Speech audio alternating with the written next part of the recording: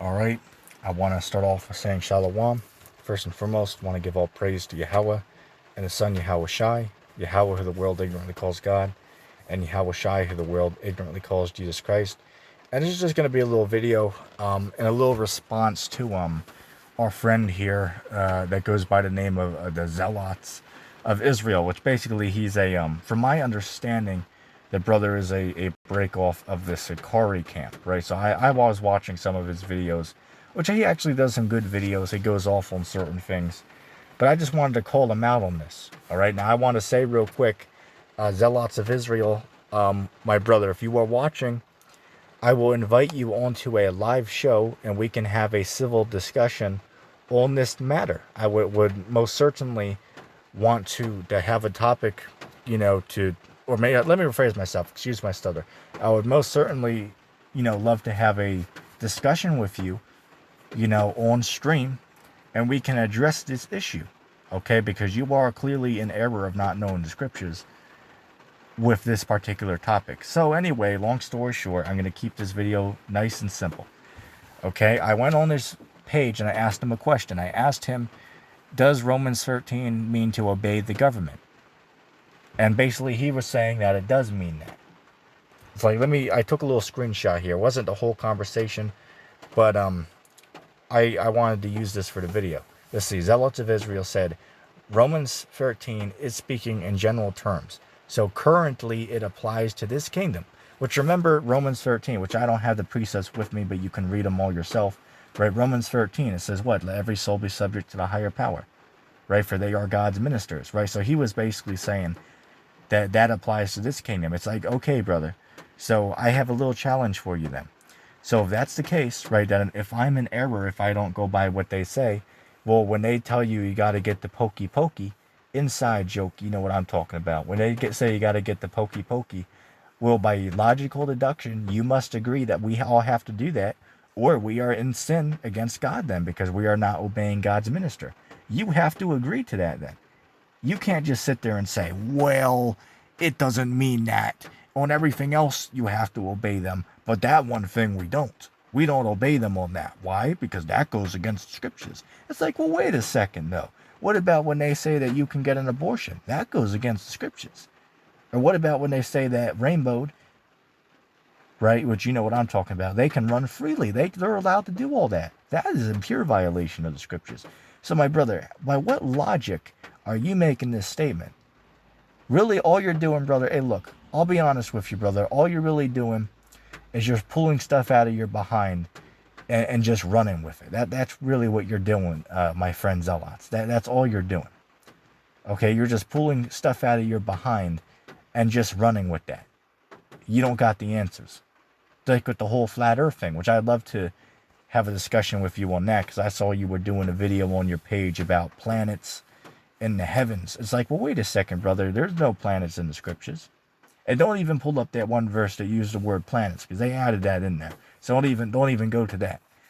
But show me in the scriptures where it speaks about these other worlds. And I'm not talking about these spiritual realms. I'm talking about, like, say, Mars or Venus or Neptune, right? Where are these places mentioned in the scriptures where you can actually fly there and land on them and live there? Where is that in the scriptures? And that's another topic, which again, Zealots of Israel, hit me up in my, go to the About section on my channel, and you can find my Gmail there. Send me a message on Gmail, and we can arrange a time and day to have a debate, right? We can have a friendly discussion on why we might see differently, brother. I would most certainly enjoy that. Okay, but if you are correct, you have to answer the question which I am asking you. First of all, the scriptures say, be ready to give any man an answer to his question when he asked you, nearly paraphrasing the text. Okay, so I have asked you a question. You must give me an answer. Okay, if Romans 13 is talking about obeying the law of the land, it's like, okay, well, when the law of the land is against the Bible, do we still go with it? You're going to say no, but I can bring up 5 examples of laws of the land that are established today that are in pure violation of the Bible. So, I mean, are you just like cherry picking things, or are you not intelligent enough to understand the point I'm bringing up here? I really cannot tell. I can't tell if either the brother is not intelligent enough to understand that, or he's just playing games. I'm to be honest with you, I really don't know. Okay, so anyway, I'll read his response again. He said, Romans 13 is speaking in general terms. So currently it applies to this kingdom. It's like, okay, thank you very much. You agree that we must obey the government because they are God's ministers. It's like, okay, well, when they tell you, if they were to come to tell you that you have to engage in the act of, say, bestiality, well, hey, brother, I can say, hey, look, brother, hey, you got to do it because, hey, that's God's minister. So guess what? They came to you and told you you have to do that. Hey, brother, you got to do it. Because if not, well, you are sinning against God then. Because God's minister told you have to do it.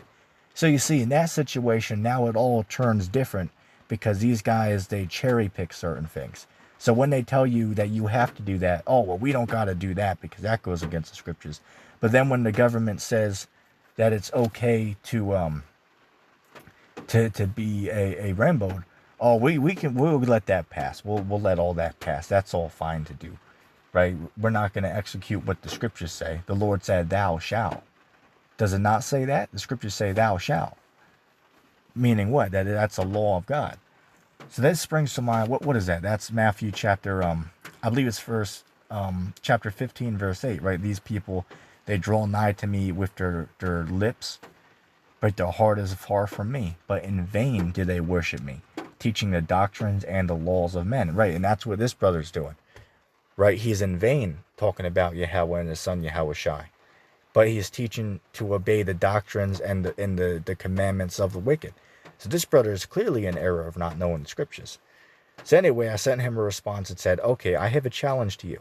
Oh, and keep in mind, I never got a response to this. Because either he didn't get the notification or he chickened out and couldn't answer the question. But for the record, I never got a response to this question. Just to put that out there. I said, okay, I have a challenge to you on that.